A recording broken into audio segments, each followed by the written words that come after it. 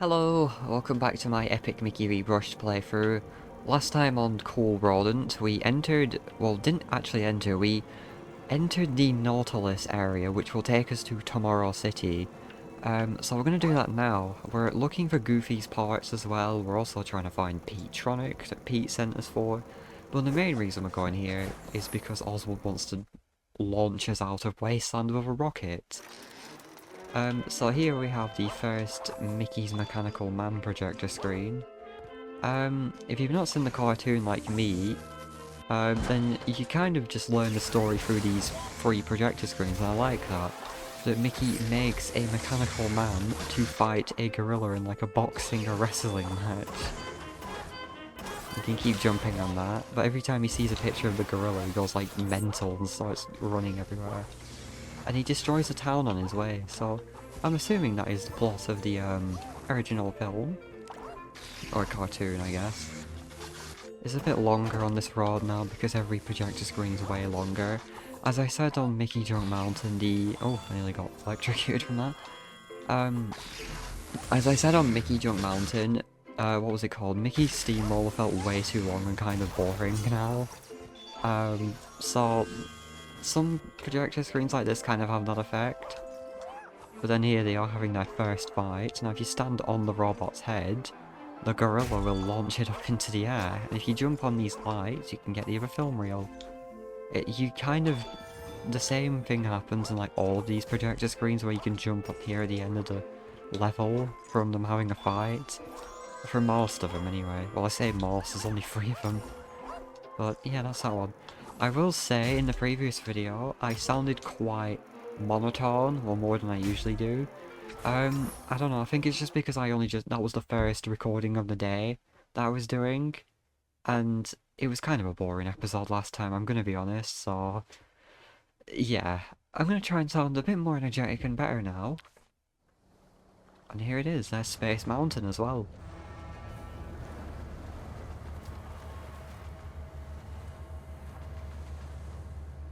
Didn't go speak here in the original. You'd say we're surfacing Mickey in the original game, but alright, oh, there it is. It's just a bit more late. This is the gateway into Tomorrow City proper. I've always thought that line felt a bit weird. I feel like it should have been like the proper entrance to Tomorrow City. Did you just see that? That spider just ended its life. What? It walked straight into the finner and died. Anyway, these steam pipes and valves will open the way for us. You'll have to fight. I can't believe that I just saw that. That was crazy. But yeah, I sounded kind of bored in the previous one. I mean, I was a little bit. Not much interesting happened. Where's the... Oh, there it is. Spinners are a tough form of beetleworks that have painted like shells like armor. Did it just cut out of its animation, or am I going crazy then? You can melt the defences with thinner, but to damage them, you'll have to get up close. Unlike blottlings, beetleworks can't be... Okay, you said this with the hoppers. So like the hoppers we met on Mickey Junk Mountain, this is another form of beetleworks that the Mad Doctor created. Has more... You have to hit it twice now, and they look quite spider and bug-like. Thin them out, they'll fall over, hit the light, and then repeat. Now, you can actually... What the... Mickey, you're right. You can actually paint them more and it slows them down. Like that, but there isn't really any reason why you'd do that. Because then you've got to thin them out more. But yeah. They have a bit of a more... I don't know, more colourful design for the Tomorrow City spinners. But here we are in Tomorrow City Lagoon, so this is kind of, I guess, based on... I don't know, the entranceways of Tomorrowland. I'm probably going to switch between calling it Tomorrowland and Tomorrow City because in the Disney parks it's called Tomorrowland, and I mean it's pretty obvious that this is the inspiration for it. So thin that out, you get a platform to go up here. Now there is like a paint and thinner path you can do for this area. Don't do the thinner path because we need to get a gremlin.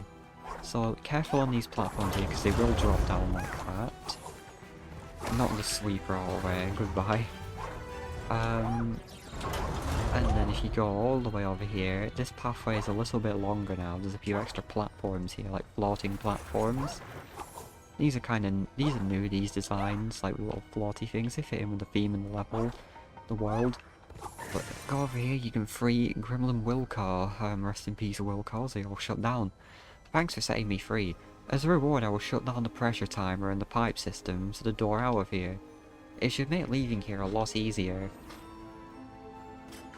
So, I thought that Sparrow was going to walk into the thinner as well. So he doesn't get rid of all of the thinner, we kind of have to do that ourselves, because there is another gremlin trapped. There's also a piece of concept art down there.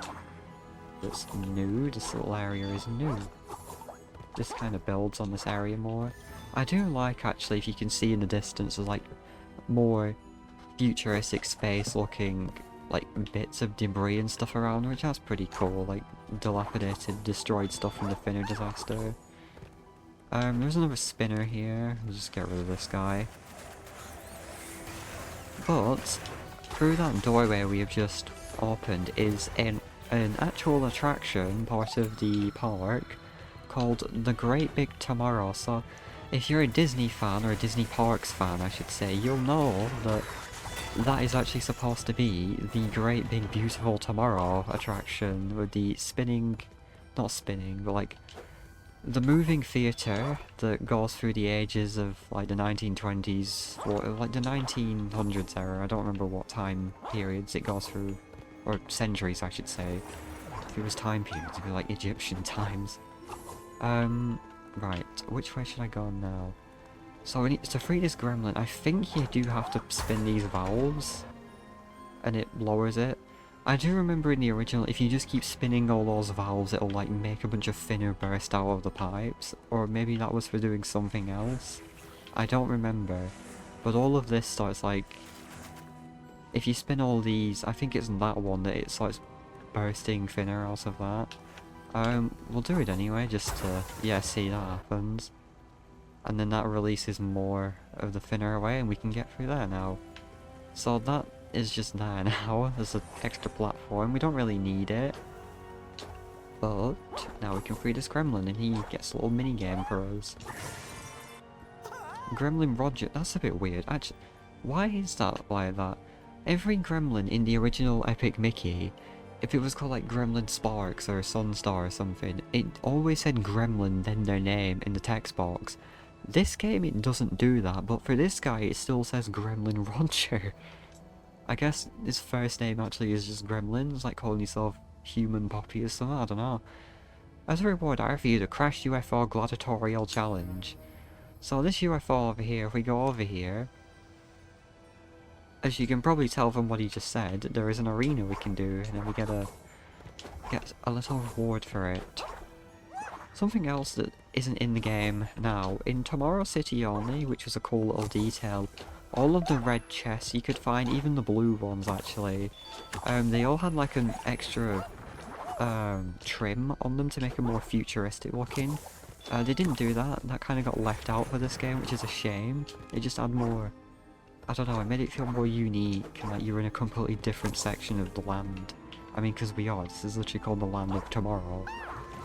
But here we go. I don't think it matters really what you do with these guys, you can just, I mean with the new paint and thinners, no sorry, the new paint mechanic with enemies, you can just paint some of them and they'll start befriending each, oh okay, that was quick. That's a cool little thing that this does now, it launches a rocket off the UFO and it reveals a chest. I did that really quick, I wasn't expecting that. And you get a gold pit nose bronze and the lighting threw me off. Wow. I don't know if I am speaking kind of quiet still, but I don't want to be too loud so it peaks my mic. But I want to still be loud enough where the music isn't all you can hear still, because especially on Mickey Junk Mountain that was pretty bad, and I have turned the background music down a bit now. I am trying to listen out for the door as well, because finally, on the day of recording this Tuesday the 8th of October, I am supposed to be receiving my Epic Mickey Rebrushed Collector's Edition at last. So that is something I've been looking forward to for literally months, and the fact I can finally have it is amazing. I think that's everything we need to do here then. We've got the 2 gremlins, the challenge, the pins, the concept art. So yeah, let's go to the Great Big Tomorrow. Cartoons have always enjoyed seeing the Great Big Tomorrow exhibit. Mr. Roller has been working on cleaning it up for a while now. So, let's go. I'm really excited to see it again. It's been such a long time. Yep. There's a great big beautiful tomorrow. Oh no, a slobber. The music usually cuts out when that happens. There is supposed to be like an alarming stinger that plays. When you meet one of these, it means the block really wants to stop you. That thing will heave out a barrage of Finner before trying to inhale you, literally. And if you get too close, his Finner claws do serious damage. He's vulnerable when trying to inhale you. So when he that noise is putting me off reading. When he starts that, let him have it with paint or Finner. So, in the original game, of course, the door was shut behind us. In the original, the Slobber didn't actually have like a tutorial like that for him. Gus now says what all of his attacks are and how to defeat him. In the original, you could just paint them, and like when you weren't inhaling, but Epic Mickey 2 made it so you had to only paint. You could only paint them in when they were inhaling. You can use Guardians on them though. I do like there's Mickey posters here still. I don't know. I mean, actually, kind of doesn't fit with the theme almost, because these are all ripped from Mickey Jump Mountain. That was in Gremlin Village actually, but should be more futuristic stuff. Also, you've got a piece of concept art here too. The Slobber Carousel, I like that, that's a funny little name. Let's have a look at that. I really like this concept art too. Really cool. I was actually afraid of the Slobber the first time I saw it as a kid. I remember my dad was watching me play the game when I was like, what, 8? And I was actually terrified of this giant thing roaring and walking after me because it just would not die.